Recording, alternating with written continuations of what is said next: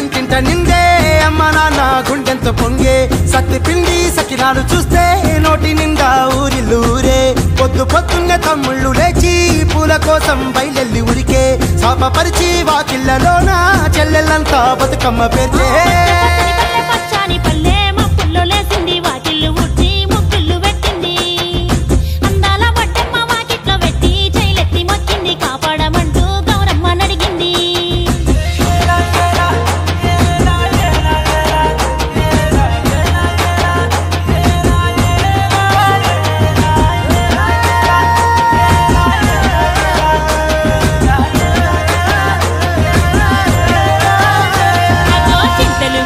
చింతలు